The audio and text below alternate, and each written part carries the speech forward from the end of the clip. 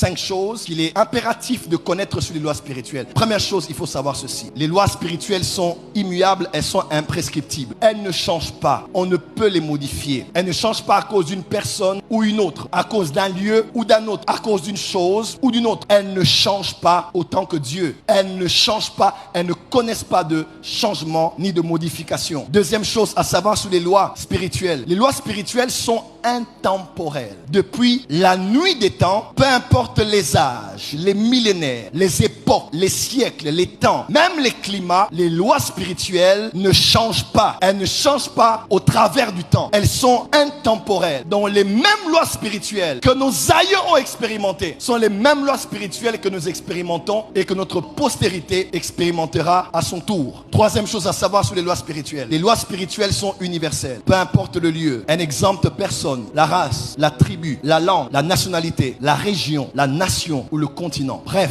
peu importe votre situation géographique, où que vous soyez, les lois sont applicables à tous et elles n'exemptent personne. Les mêmes lois spirituelles sont applicables sur des Haïtiens, des Martiniquais, des Marocains, des Tunisiens, des Guadeloupéens, des Allemands, des Hollandais, des Quinois, des Brazzavillois, des Tchadiens, des Nigériens, des Nigérians, des Sud-Africains, des Malawites et de ceux du Botswana. Peu importe le lieu où vous êtes, les mêmes lois spirituelles sont applicables à tous puisqu'elles sont universelles. Quatrième chose à savoir sur les lois spirituelles. Les lois spirituelles sont impersonnelles. Elles ne visent pas des personnes ou des cas spécifiques. Elles sont impersonnelles. Il n'y a pas de favoritisme. Il n'y a pas de puisqu'ils sont riches, les lois s'appliqueront moins. Puisque ces personnes sont pauvres, elles s'appliqueront plus. Puisque cette personne est de famille noble ou de famille pauvre, les lois spirituelles sont impersonnelles. Peu importe votre statut, votre niveau social, peu importe qui vous êtes, chrétien ou païen, les lois spirituelles vont s'appliquer et vont s'imposer sur vous. Cinquième chose à savoir sur les lois spirituelles. Les lois spirituelles sont sanctionnables. Sanctionnable, on l'utilise lorsqu'on veut parler de quelque chose qui est relatif à ce qui peut être sanctionné, c'est-à-dire à ce qui peut être puni par des sanctions. Là, c'est de manière négative. Toute loi est sanctionnable. Sanctionnable, de manière générale, quand on dit sanctionnable, sanction ne veut pas forcément toujours dire punition ou bien chose qui est trop négatif. On peut sanctionner les cours avec un examen. On peut sanctionner une réunion avec un agapé. Sanction ne veut pas forcément dire ce qui est négatif. Ça veut dire la conséquence, ce qui viendra à la suite de ce qui a été présenté.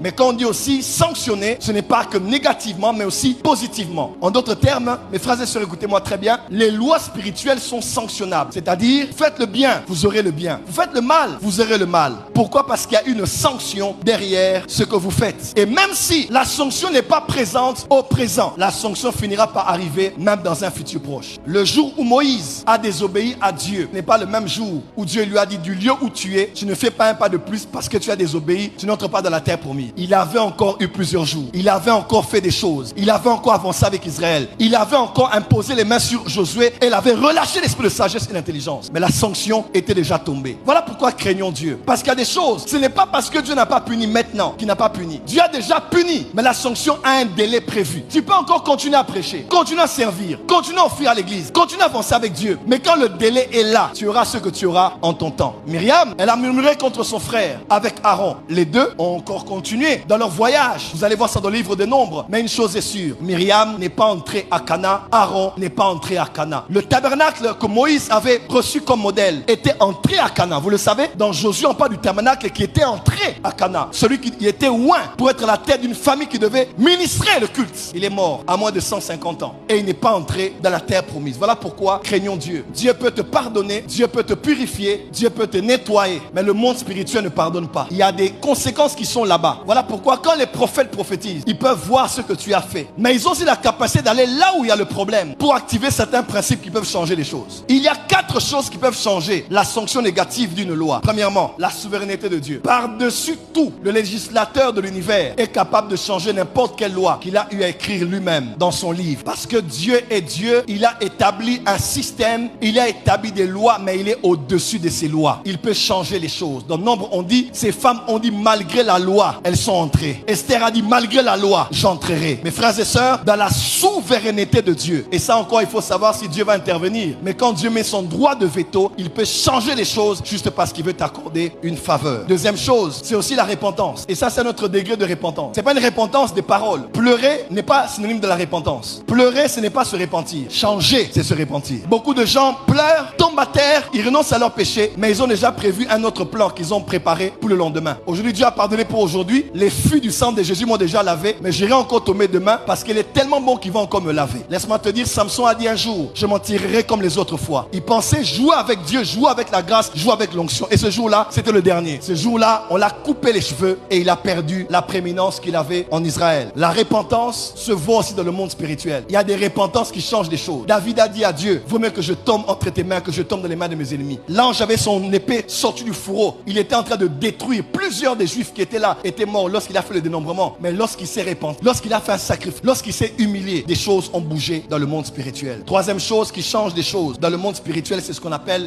la miséricorde. Ah oui, la miséricorde est une prédisposition divine que Dieu a prévue dans son conseil avant l'aube des temps, afin que tout celui qui s'appellera humain, né d'Adam, peu importe la loi qu'il a enfreint, qu'il reçoit la capacité d'être traité, non pas comme il a mérité. La miséricorde est une prédisposition émanante de la nature de Dieu. Miséricordieux, là la colère riche en bonté. Dieu a dit, ces hommes tels qu'ils sont, si je n'ai pas une prédisposition qu'on appelle miséricorde, ces hommes pourront être tous éradiqués de la surface de la terre. Alors quand ils pêchent, ils doivent mourir, parce que l'âme qui pêche est celle qui mourra. Mais lorsque l'homme pêche et que je le regarde, je dois le punir. Habakkuk 1 dit, ses yeux sont trop purs pour voir l'iniquité. Quand Dieu voit l'iniquité, il doit directement détruire, parce que tous ont péché et sont de la gloire de Dieu. Maintenant, quand Dieu veut commencer à frapper, quand Dieu veut commencer à détruire, et que Dieu se souvient de sa miséricorde, dans sa justice, il peut te détruire, mais dans sa miséricorde, il peut te traiter non pas comme tu l'as mérité, mais comme sa miséricorde te l'a accordé. Je lève ma droite dans ta direction, alors que nous sommes dans Hanouka, en humiliation devant Dieu. Que Dieu t'accorde miséricorde. Dans ta famille, que Dieu t'accorde miséricorde. Qu'il ne te traite pas comme tu l'as mérité, qu'il ne te regarde pas selon tes péchés, mais selon sa grande miséricorde. David a dit, si tu te souvenais de nos iniquités, qui allait subsister? Mais le pardon se trouve auprès de toi, afin que l'on te craigne. La quatrième des choses qui change des choses, et c'est une chose que les chrétiens doivent connaître, c'est ce qu'on appelle la rançon. Lorsqu'on parle de Dieu, il parle tantôt d'une manière ou d'une autre. On parle de cet homme qui a entendu une fois, deux fois, et qui a été incrédule, tombe malade sur son lit et sur sa couche. Son âme s'approche des messagers de la mort. Il est desséché dans ses os, il maigrit. La Bible déclare, s'il se trouve près de lui un ange, parmi ceux qui intercèdent, qui monte